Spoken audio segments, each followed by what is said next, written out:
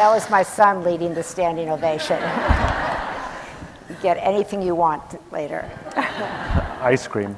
Ice for cream. everyone. Congratulations, #1 New York Times bestseller. Yeah, thank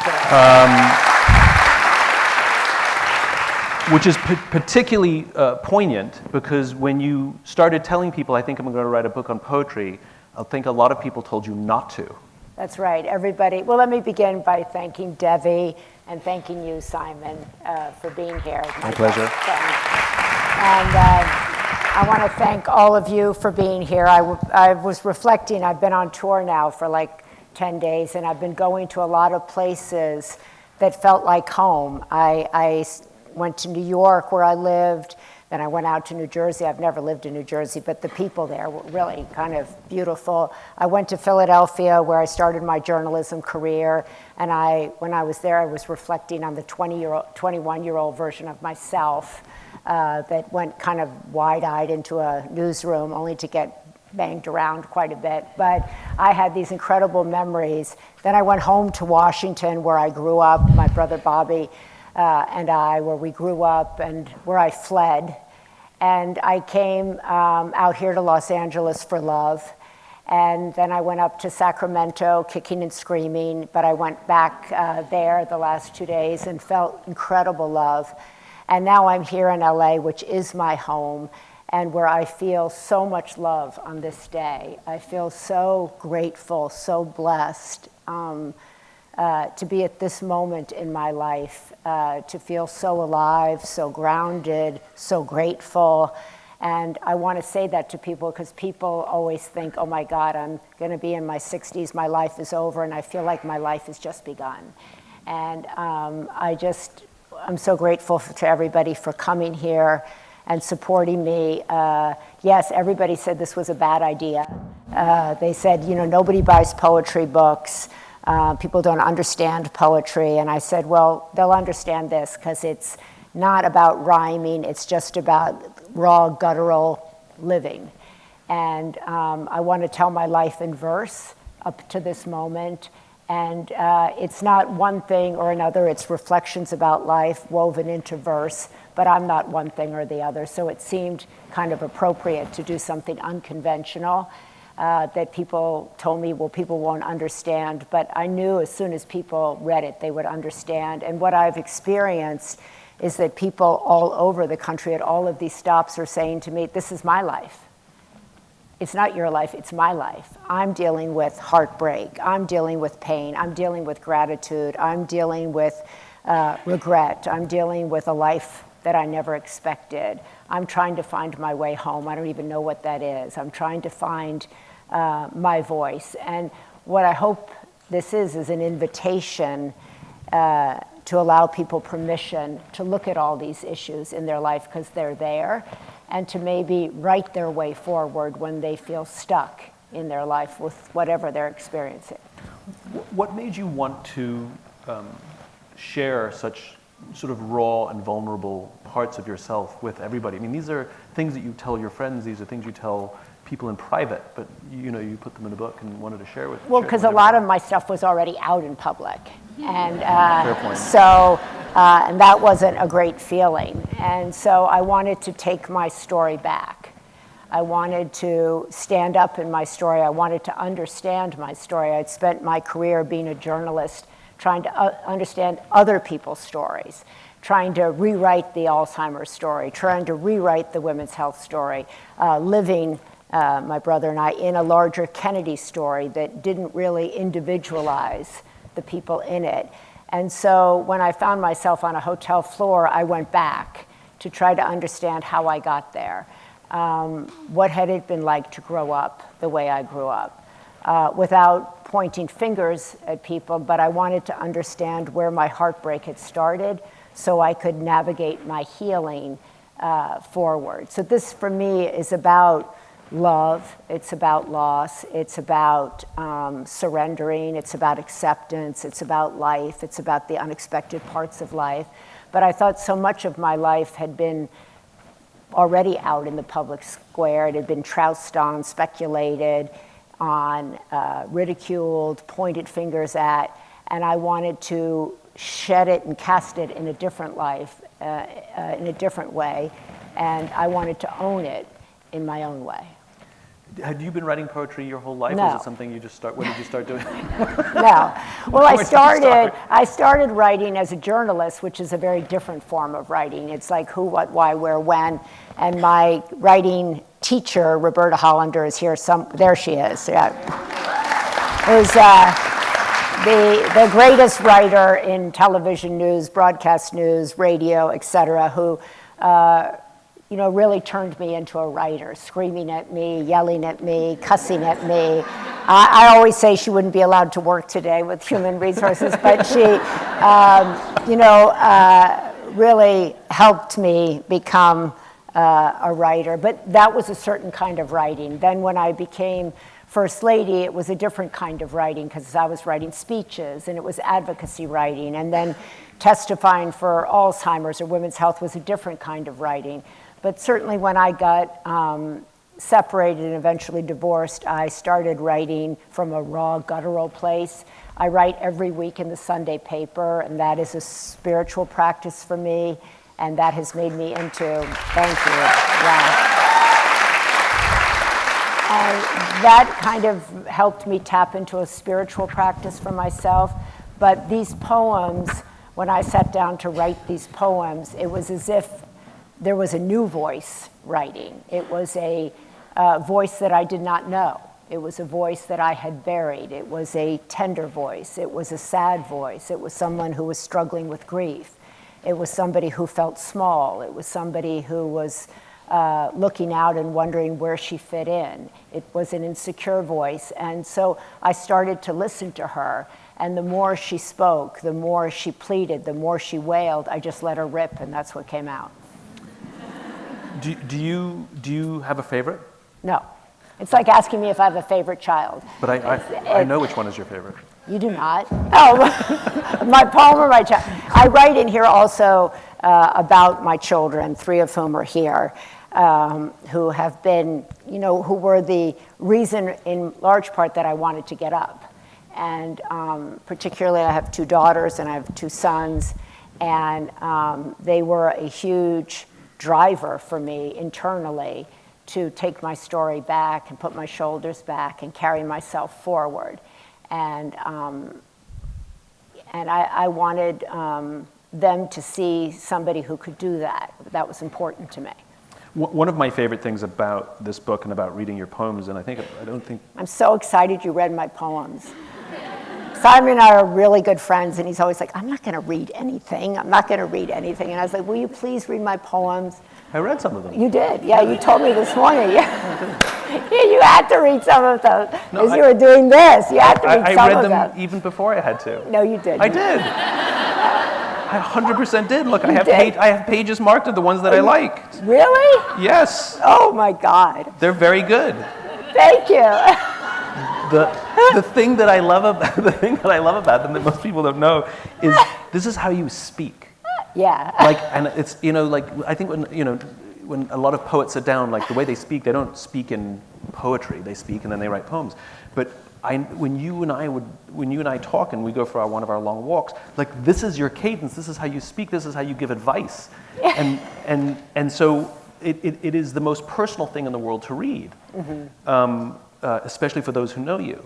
The thing that I adore, and you said this, and I'm curious sort of what else you've learned from, because you've been traveling around the country, and what else you've learned from people, and you said, people that say you're writing about my life, right? What else have you learned about them? Why do you think they connect with these things so well, so easily? Because I think we all have incredible pain.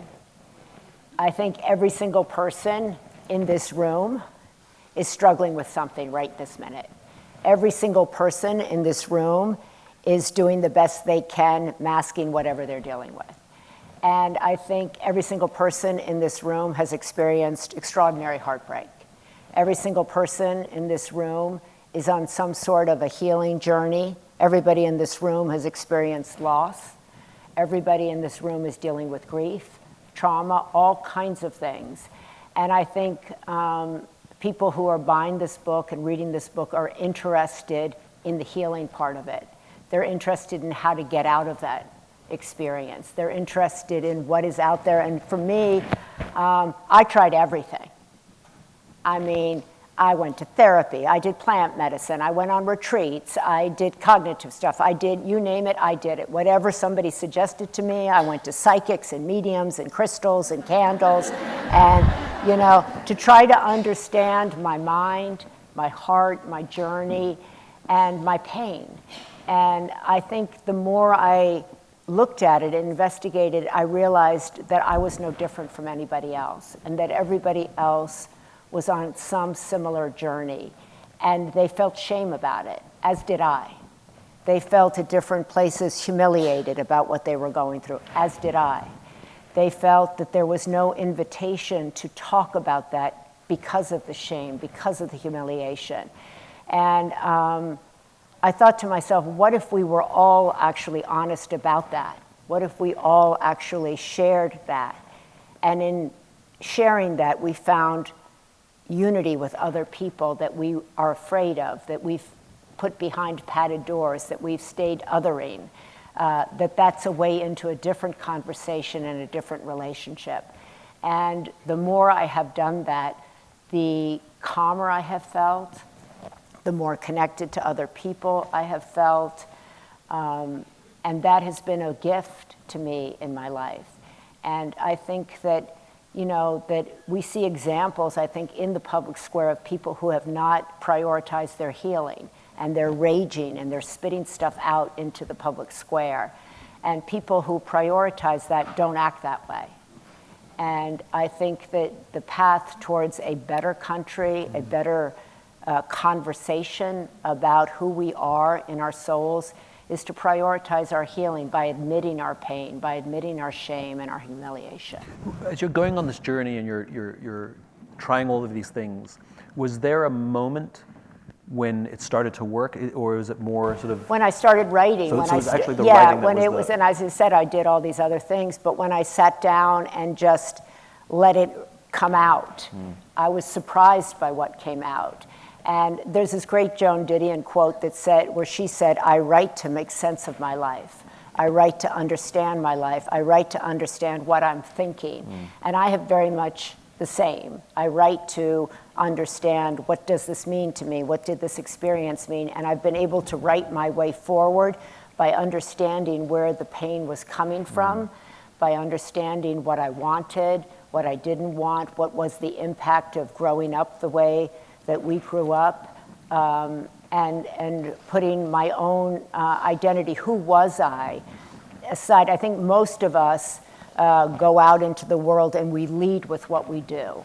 And we live in a society that demands that of us. People ask you all the time, what do you do? Right? And we feel oftentimes that if we're not doing something or we lose what we're doing, that we're nothing. Emily Dickinson has that great line, "I'm a nobody. Who are you?" Right? I'm a nobody. And I think people feel that, like that their job gives them their identity. And when, you know, I lost my journalism job when I became First Lady. Then our mother died in 2009, our father died in 2011, my uncle died in 2009. I lost my job. I got divorced all in the span of 2 years. I had no job, no identity. I wasn't married anymore. I didn't know where I fit. And so that's a humbling experience. I don't care who you are, how you grew up. It's a humbling experience to look in the mirror and go, you know, like, who is that? I don't know who that is. And I don't know where she's going. And I think that when I was First Lady, I was really struck by how many, particularly women, came up to me and would introduce themselves by saying, I'm just a mother. I'm just a student. I'm just a teacher. I'm just, and, you know, carrying themselves that way. And I think that society does that to us. The culture does that. And part of this is to, you know, say that identity is what you make of it, and that you are more than your job. You are more than who you're married to. You are more than your experiences. And that's how I see myself today. I don't lead with the job I'm doing, because it's fluid and it could go away at any given time. And I think that, my daughter always says to me, please don't ask me what I'm doing. Ask me how I am. Ask me how my day is. And I often ask people, people come up to me all the time and don't even say their names. They just say, I know somebody that you know somebody, and I'll say, do you have a name? And they'll be like, yeah. And I'm like, so tell me, who are you? And they're like, well, what do you mean? I was like, well, who are you? They're like, well, what does that mean? I said, I don't know. Tell me what it means. It's like I've seen it happen.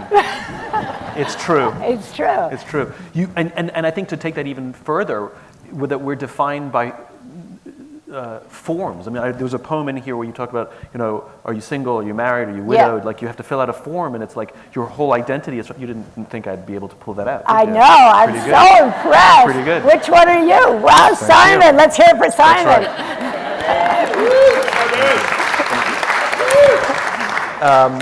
And as I read that, I realized, like, so many of the things that I'm filling out, like when a form has an age range. Right. Sometimes on the lower end of the range, and I'm like, still young. And then I'm on a different form, I'm on the higher end of the age range, and I get depressed. And but you realize how many of these innocuous and fairly innocent boxes that they actually have an emotional impact on us. Absolutely. Filling out a form.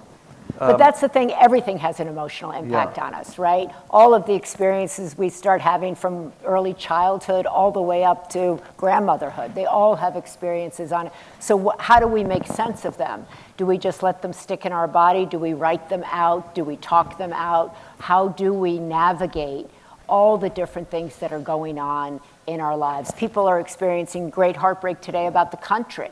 How do we navigate that? Do we just blurt out on Twitter or X or whatever it's called? And but how does that manifest in our bodies, in our conversations? How does society lock us all into specifics? I was doing an interview earlier, and the woman asked me, can you speak to women in anger? Because women aren't supposed to be having anger. Can you speak to men in tenderness? Men aren't supposed to be tender or kind. And who made up these boxes? Who made up these things that we can and cannot be? And so I'm really trying to get out of any box. I've always been like that. I don't want to be. And I think that I certainly want to raise daughters that I think can be strong and tender.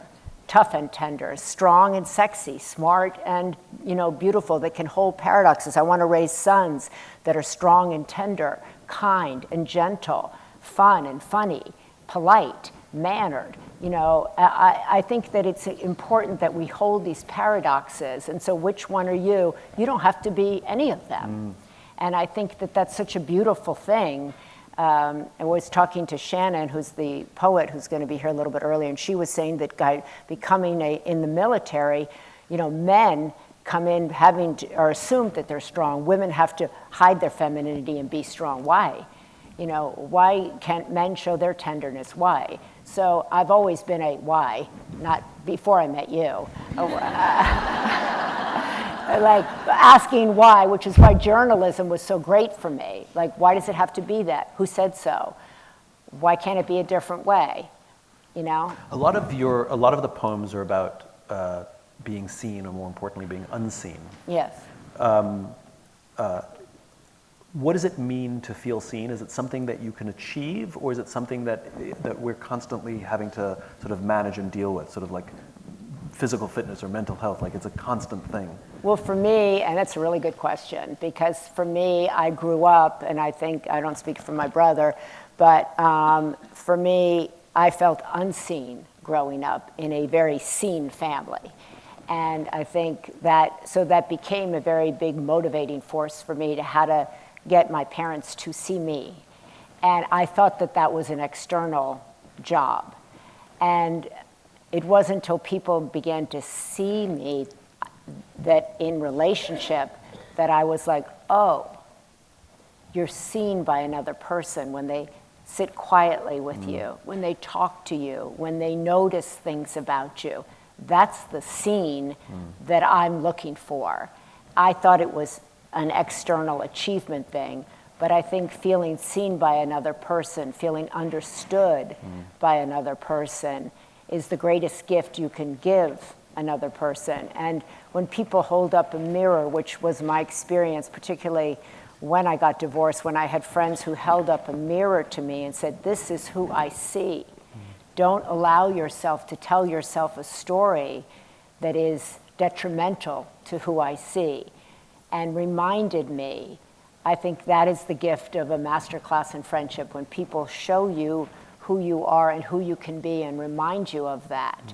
And no job or winning an Emmy or whatever, or New York Times bestseller, that doesn't give you that. But when people come up and say, "I see you, I see what you're trying to say, I see what you're trying to mean, and I appreciate that," then you're like, you feel seen. What comes first? Do you have to be able to see yourself before you can see others, or do you have to learn to see others before you can see yourself? Well, I think it's kind of all mixed in there together. Sometimes you need help seeing yourself, and I certainly did. And I grew up kind of getting my seeing through other people. What they saw, I did, or what I tried to kind of project a certain image because I felt that that's what my parents would notice, because, we grew up in a home that there were a lot of big figures in it, and people were achieving really big. So if you wanted to get from the 5th row or the 6th row into like somebody noticing you, you had to get in the achievement game, and big achievement game. So like if you were like sitting down, you should get up and get out, And I think, our parents definitely raised us with high expectations, and they were not into sitting around. And even people that would come over to our house at a very young age were put to work. And, they were like, yeah, that's true. My mother would be like, I had friends who were like, "I actually don't want to come to your house because, your mother's going to put me in that camp she has there. She's going to make me be a volunteer in the Special Olympics, or she's going to send me to Africa with you. I do not want to come to your house." And, but she did do all that. And, and people would say, my friend reminds me all the time, like he'd come back from being out on the weekend, and all up the steps were articles. "Maria, read this by the morning. Read this by the morning. Read this." They were like foreign affairs. I'm like, I'm not reading foreign affairs at midnight, like it's and not happening. 12. Yeah, and I'm 12, and they're all up the stairs, and they're pasted all on the walls, and with Scotch tape. And so she was a trip. And and people would be like, "I'm not coming there." But I think obviously in your family it's exaggerated. Yeah, well. But I don't think but it's not unique. No, yes, exactly. I think, and this is part of the problem that we're dealing with in America today, which is, and we've talked about it already, which is like we feel guilt if we're not doing. Right. Like right. Sitting and watching TV, or sitting in bed in the morning for an hour before you get. People like, "What's wrong with you?" Or, people say to me, like, "Did you go out today? It's such a beautiful day." I'm like, "No, I just stayed at home." They're like, "How can you stay at home? It's it's like I've done something wrong." Yeah. By just not wanting to do something. Yeah. And so I think this is one of the reasons I think your words are so powerful, because it's so exaggerated. The lessons are that much clearer. But I think it's something we all struggle with. Yeah, and I think, it's everybody's family is unique, and everybody's family is dysfunctional in its own way, and everybody's got their own road, and everybody has their own set of parents. But I think that's what I'm hearing, is like all of these things are universal, right? And that was such a relief to me, because I thought like, oh gosh, maybe I'm the only one who's feeling these feelings. And that's what is so exciting to me, that everybody's messed up, It's like everybody's trying to, and really actually messed up isn't the right word, but everybody's struggling, and in the struggle is the, opportunity to come out the other side. And my struggle, and my brother was very kindly said to me today, you were fighting for your life, and I felt like, and you won, and I felt like, yeah, we're all fighting for our lives. We're all fighting at different ways for our sobriety, for our healing, for ourself to be seen however we're struggling. And I think it's such a beautiful thing also when people share that struggle with you. It's such an honor to hold space when somebody has the courage to share what they're going through, and you can hold space for them. You lead by example. I am definitely a more open person, and I'm definitely better at dealing with my messiness because of you. Thank you. I mean, you, like I said, this is the treat for people because you write as you speak, and when you've said things to me that are like these things that even though you're talking about something, I can't help but hear myself in the words that you speak. And reading your poems, I found myself learning more about myself. That's beautiful. If I can ask an indulgence, can you read some of the ones that I like? Yes. What do you like? I like that one. Oh dear, I like this That's too. the one I read. Okay. You read more than one. I know you. I called Simon this morning. I said, Simon, you really have to read the book because you're going to interview me. So he did. Okay. So that's what I did all day. Sitting in bed? Yeah, I sat in bed. You did? Yeah. Oh, Yeah. I love you. Okay, this is Dear Life. Dear Life, I've been wanting to talk to you lately to tell you you're not what I planned. You may not give a damn, but I thought you should know.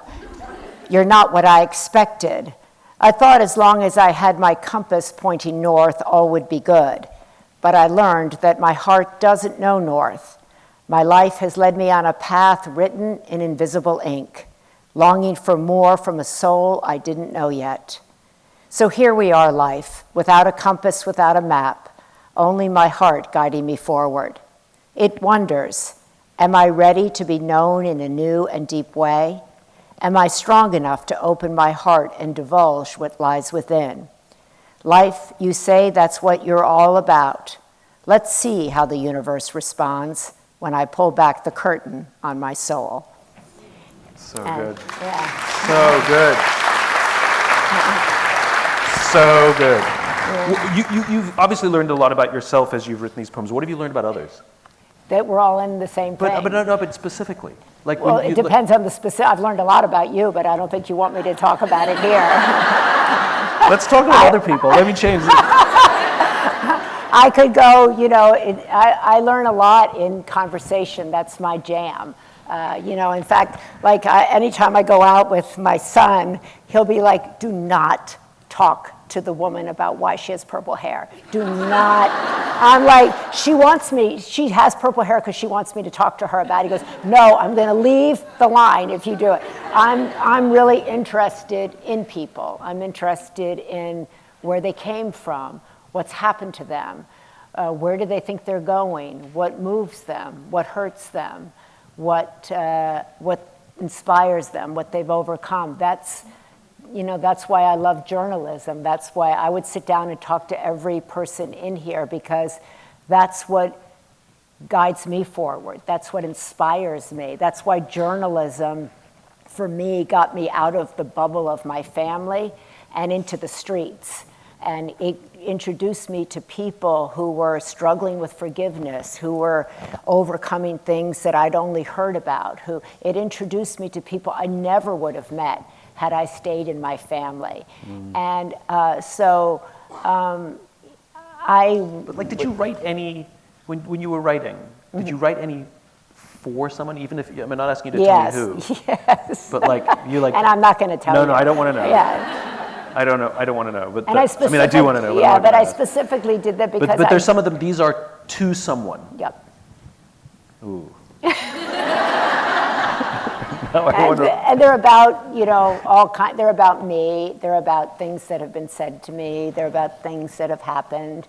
They're specific to certain people that don't need to know. And they're just about life. But this was really important to me, that it wasn't, my life is my responsibility. And it's nobody's responsible for my pain, my heartbreak, my journey, other than myself. Accountability is a big theme in this. Yeah, and I want to be accountable for me, my choices, and I chose the life that I have lived, and I chose the profession that I did. I chose the man to marry that I did.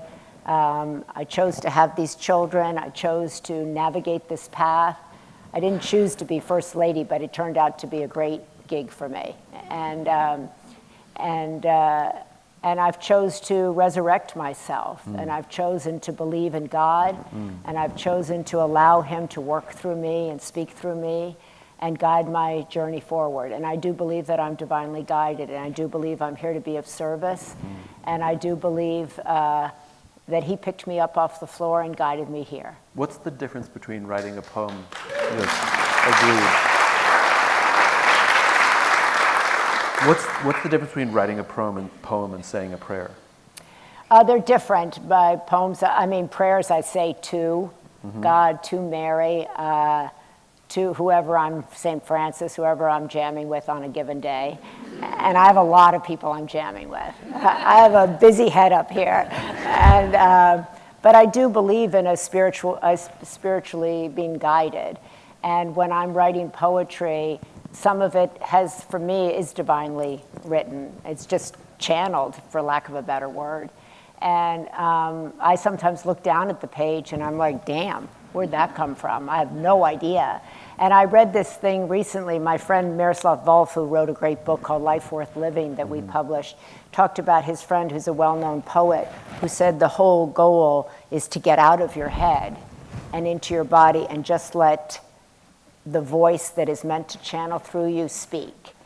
And I think all of us have that opportunity to have a voice speak through us, however you want to refer to that voice, and let it come out. It's not, there's some that sound like prayers in there because my Catholicism is such a big part of my life.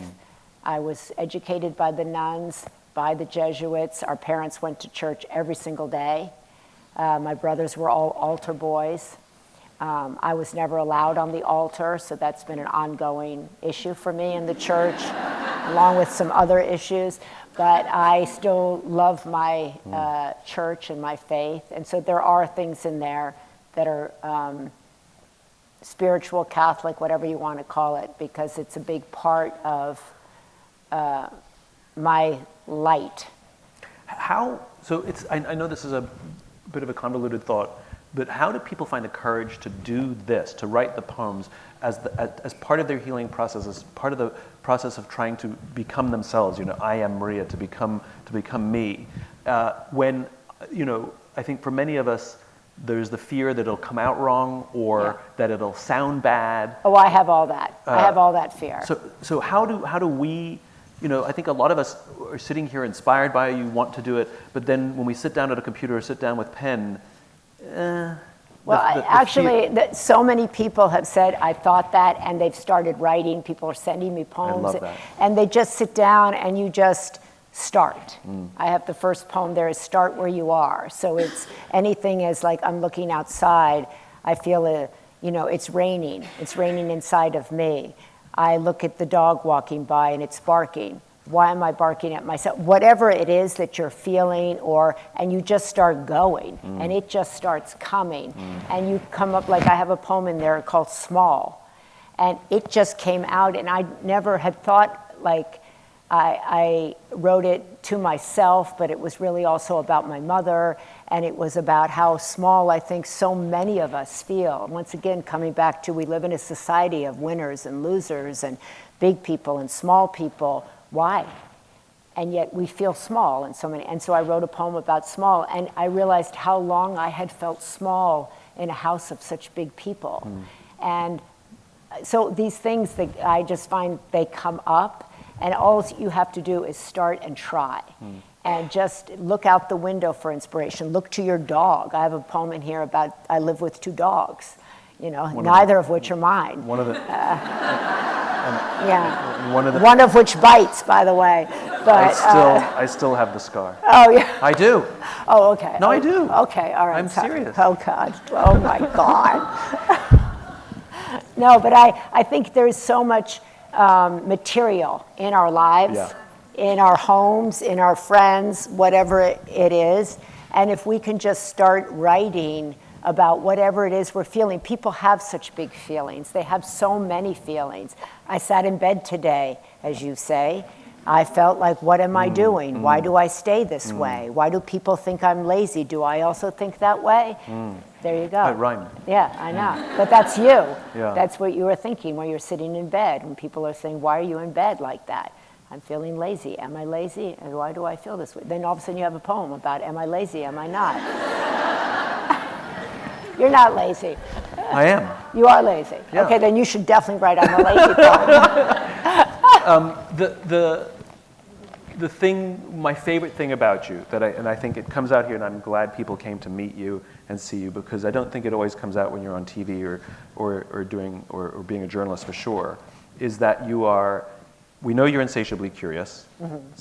Sometimes we have to wait for you to talk to people, which was, as you said, don't please talk to the person with the purple hair, right? Like, we know you're insatiably curious. You're incredibly funny. Yeah. Which I don't think people expect. Yeah, I don't know why that is. I'm finding, yeah. No. Yeah. Incredibly funny. Oh, thank you. Yeah. Incredibly funny, very irreverent, Yeah. and absolutely no bullshit. Yeah. Like that no one can put on airs and expect to come through your door, and it's going to be, we are forced to be in your orbit. We are forced to take ourselves on. And this is why it chokes me up. This is why this book is amazing, because you're not telling us to do something that you're not leading by example first. You're not telling us to do something that you won't show us how to do it. Thank you. And I think I think that this book is an act of service. Thank you. And for somebody who's raised to serve, and there are obvious ways to serve, the Special Olympics, and go serve your country and go run for office. Those are all the obvious ones. And I think an unobvious one is not to actually do something for someone or hold an office, but to take oneself on in a way that the rest of us wish we could, to prove that we can. Oh, beautiful. That's so well said, Simon.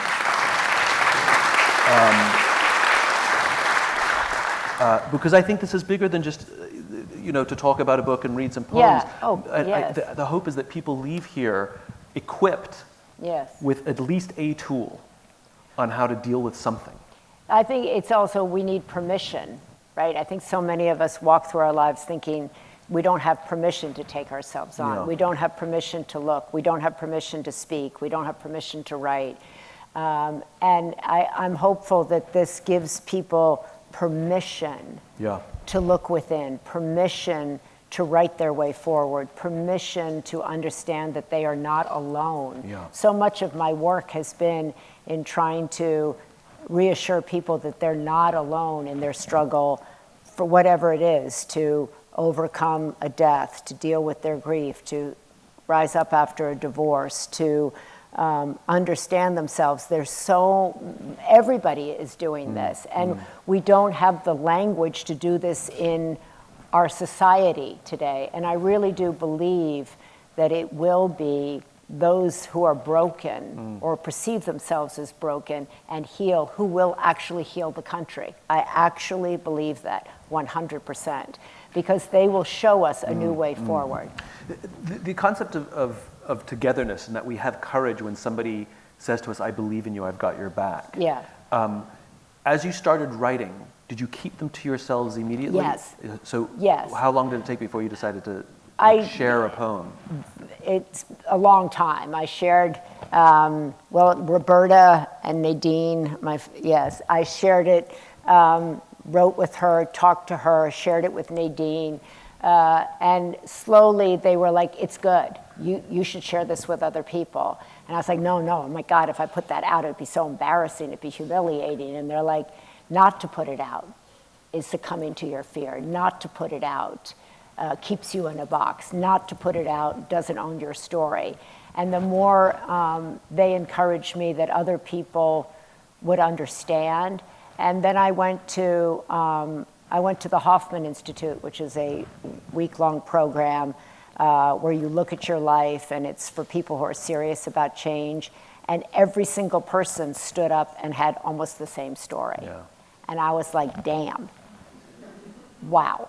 And we all think we're special. I thought, and every single person came in that way and left going, I wish I'd known that there were other people like me. I wish I'd known. And I thought, I want people to know. I want people to know that this is everybody's story, no matter what your net worth is, no matter what family, no matter whether you have fame or not fame, whatever it is, and that that's okay, and that your story is worth talking about. And everybody has a story that's worth a book. Yeah. And I believe that, which is why I'm a book publisher now. And I want to publish other people's stories. It's why I do the Sunday paper, which gives voice to people every single week who have stories to tell of triumph, of brokenness, of healing. And that is really, I have a lot of missions, but that's a big one, is to give voice to people who can inspire others to live the authenticity. I always talk, Mary Oliver was my great hero, and she talks about our one wild and precious life, and I talk about a wildly authentic and deeply meaningful life. And I believe that's why we're here. Nobody has a perfect life. Society tells us that we should project that. It's not. I believe we shouldn't. And that everybody's life is messy. Everybody's life comes with all kinds of problems. And the more we keep it in, the smaller we get. The more we let it out, the more embraced we become. And I was afraid to put this out because I thought, if I put it out in the public square, when you put your heart out, it can get trampled and ridiculed. And people go like, what the heck, is that? And the reaction has been completely different. What does it mean to find your way home? For me, it's meant to find my way home to myself, to be okay standing on my own 2 feet, that they're firmly planted in the ground, to be at one with God, to be okay without any specific job, title, to be proud of myself. When I look in the mirror, I go, I know who you are. I know what you've been through, and I'm proud of you. And I'm home unto myself. One more poem? Okay. Do you want to choose, or do I get to choose? You get to choose. You're the moderator. Then I choose this one. What is it? Well, maybe if I don't like it, I won't do it. No, I'm only kidding. Oh, the truth. Okay. It's a good one. They say the truth is the thing that sets us free. In reality, I think not. I think it breaks hearts, evaporates dreams, ravages families, destroys lives. I understand why so many run from the truth. It beckons us to it and then leaves us sitting there in our destruction. It tells us we will feel better, but we don't. It tells us it will set us free, but it doesn't. Truth, are you an angel or the devil?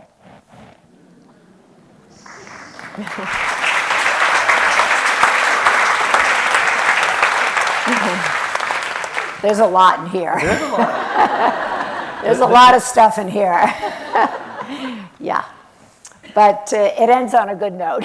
It ends out in the open field, which, I'm deeply influenced by Rumi, who talks about out beyond right doing and wrong doing, there's a field, I'll meet you there. And I remember saying to Martha Beck, my great friend, I said, I love Rumi because he talks about the open field. He talks about it being out beyond right and wrong, out beyond shame and guilt and fear and humiliation. And she goes, he didn't talk about any of that. What are you talking about? I was like, he didn't? She goes, that's you talking. I was like, oh, he just talked about out beyond right doing and wrong doing. You added all the other stuff. So I envisioned the open field as a place that I wanted to get to. I envisioned, who I wanted to be. And I worked my way from the hotel floor to this chair. And I envisioned the kind of family that I wanted to stitch back together. I envisioned the woman that I wanted to be. And when I felt her arriving, I published this book. And I felt her arrival yesterday when they told me it was #1, and I'm like, I'm done. I'm done.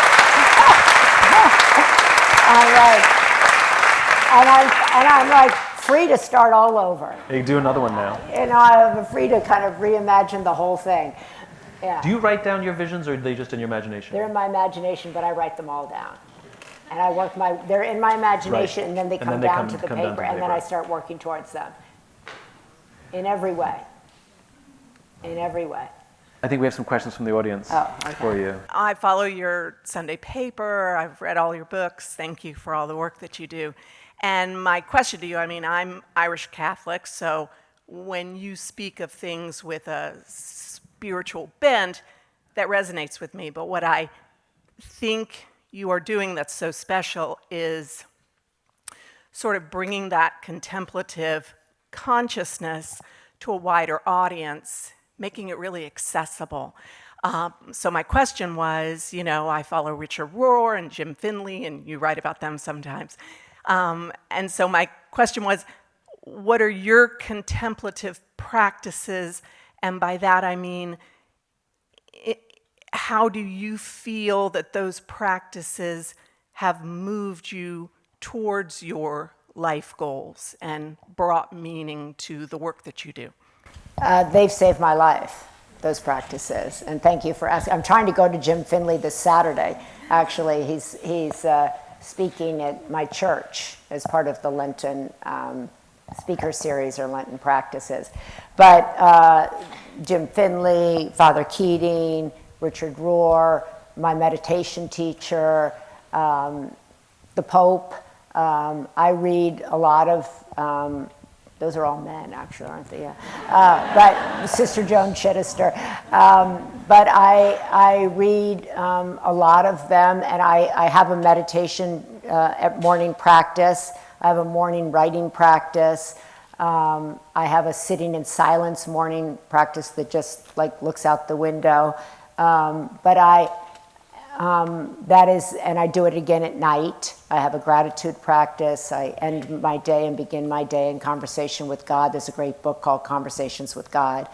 And so I try to bring that into my life, and I appreciate you saying that I'm trying to bring it in its spirituality to a larger audience and make it accessible and not, I have Buddhas all over my house. I have Kuan Yin all over my house. It's not that I'm not saying that one religion is better than the other at all.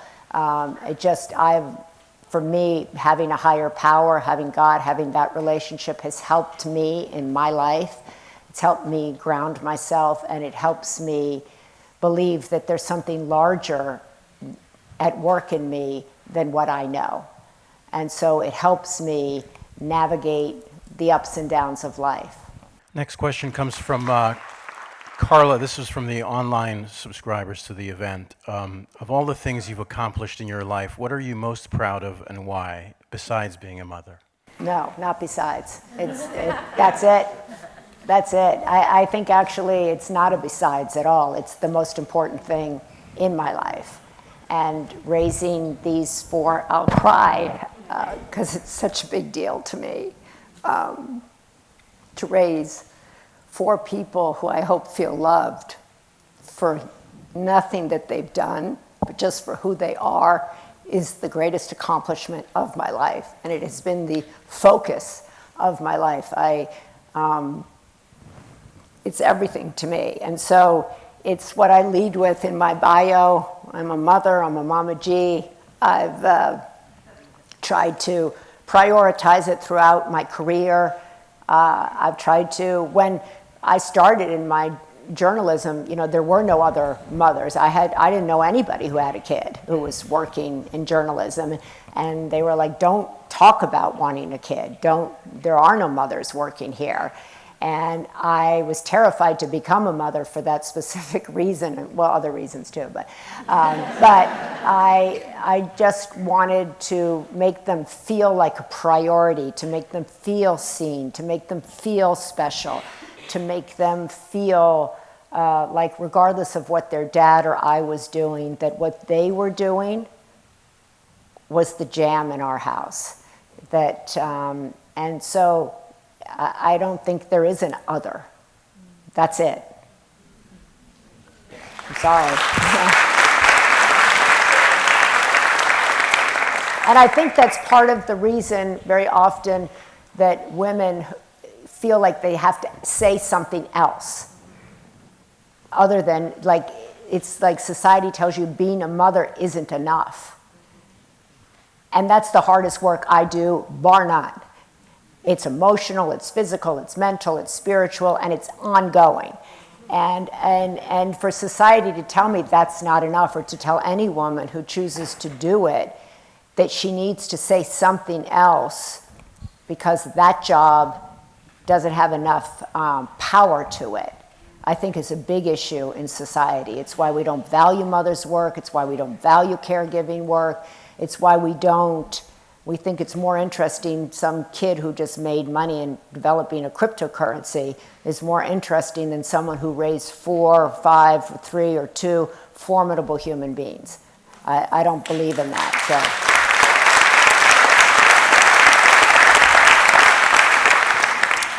I am a recent cancer survivor and a widow trying to rebuild my life after a time of loss and change.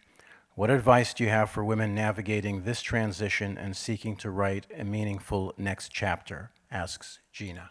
Gina here? Gina? Here. Where? Gina, okay. Thank you.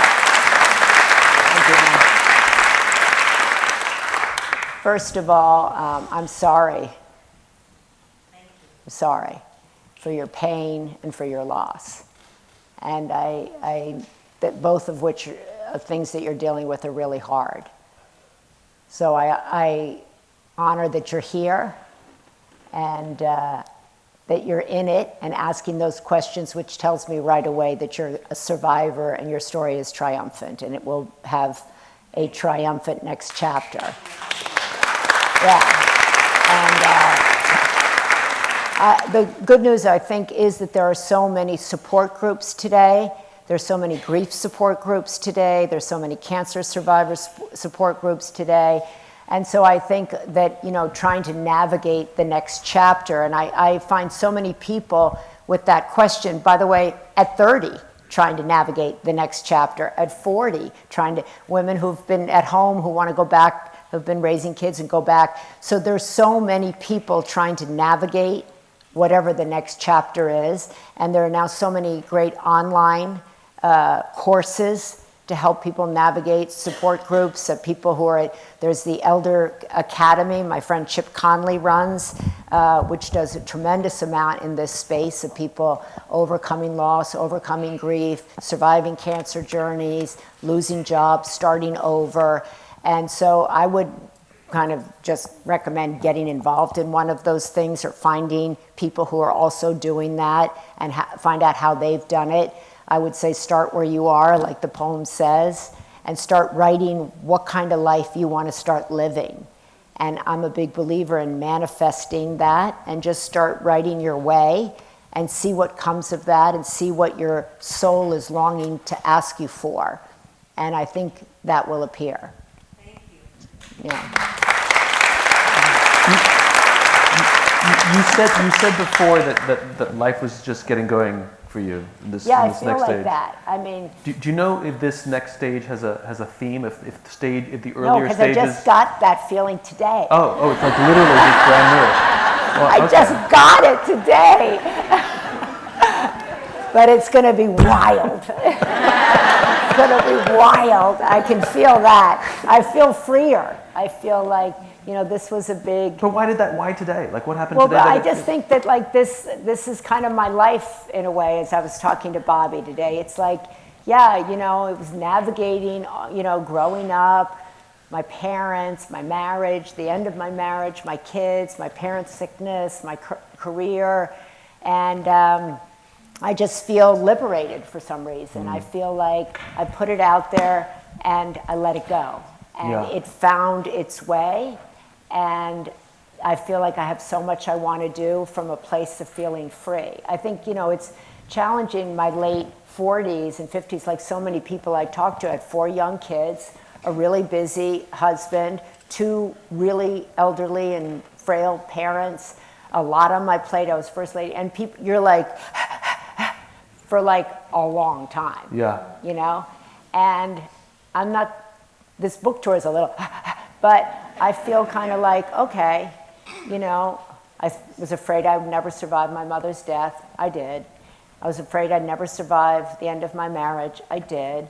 I was afraid I'd never survive my kids moving out. I did. They 2 moved back, thank you. But they tell me it's temporary. But It's such a good reframing, by the way. That loss is actually not losing, but it's weight off. yeah, and I feel like, I was a really good daughter. I feel like I've been a good sister. I feel like I've been a good mother. Good friend. An aunt, a good friend. And I feel like I was a good wife and a good ex-wife. And I feel like, okay, here we go. Let's go. Batter up. Batter up, yeah.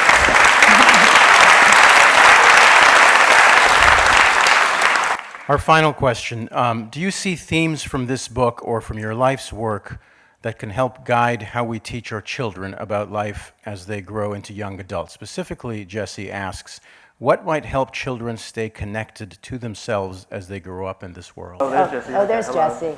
Hi, Jesse.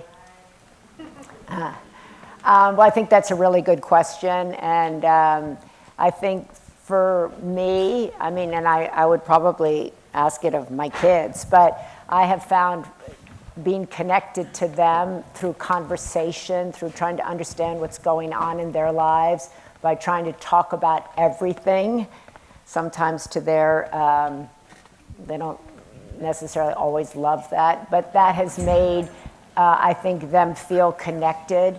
We're very connected through that. I know what's going on in each of their lives. I think I do anyway. And I think that's the best thing. I often see, I go out to dinner, and I often see, families at the table, and the kids have on headphones and an iPad. And I'm like, wow, what a lost or missed opportunity for everybody to connect. And I think, people are starving for connection. It's a human need. It's a human want. I think it's what's behind our loneliness epidemic. And I think that there's a lot to be said. Christopher told me yesterday, I went on a walk with a guy named Ron, who's 80, who asked me, are you going on a walk? I said, yeah, I am. And he said, do you mind if I join in? And I thought, how awesome is that? That Ron thought to ask Christopher to walk with him, and Christopher said yes, and Ron and Christopher went off and talked about life. And that's why we're here, to walk and talk, and we started walking and talking. That's how we became friends, right? And I think, I walk with my kids, and I think it's a great gift to walk and talk and connect.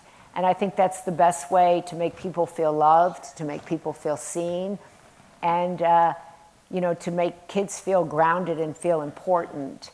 And that's the only thing that I can think is the solution to so much of the pain that so many people are having, which is one of loneliness. Family poetry night. And family poetry night, yeah, that's good. Everybody write a poem together. Oh, I like that. That's a good idea. Oh, good, Sunday. Does that answer the... Oh, okay, great. Thank you. Yeah, maybe get your kids starting to write poetry at a very, we've talked, and then naming it for whatever, that's one of the great things actually about Instagram, is there are now a lot of Instagram poets, so people are just trying poetry in a new kind of more fluid way, which is beautiful, people expressing themselves. So whether it's reporter poetry, warrior poetry, musical poetry, children's poetry, it's all a way to get out whatever it is that you're going through, and to give children, I think particularly, to get them in touch with their feelings and their emotions and let them understand. I'm of the school, I'm always being corrected by my daughters who will, like Catherine's daughter will fall down. She goes, I'm hurt. I go, no, you're not. And they're like, let her have her feelings. Stop it already. I go, no, you want to be brave, get up. And they're like, you are gaslighting her and she's 3. And I'm like,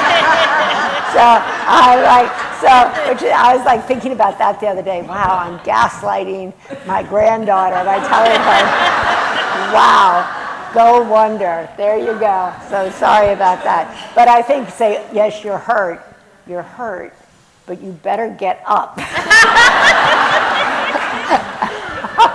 So I guess honoring what I'm hearing is should honor the feeling and then encourage them to get up. And then say, you are gaslighting, Lila. I'm like, okay. That's where it all starts. Can I introduce Bobby? That's my brother. Because done such extraordinary work here in Los Angeles on behalf of vets. And, Thank you. He has been of service to our city, to the city of Santa Monica, really to our family and to so many issues. But he's made bringing a new face to veterans, trying to help with housing, trying to change that issue almost single-handedly and with others obviously, but it's been an uphill battle. And his work is so important to helping us see who veterans actually truly are beyond the word veteran, the struggles that they actually really go through, so that we here in our city, our state, and our country can better understand the plight of veterans. So Bobby's work has been so life-changing for so many people, and I wanted to honor his work and introduce you to him. Thank you.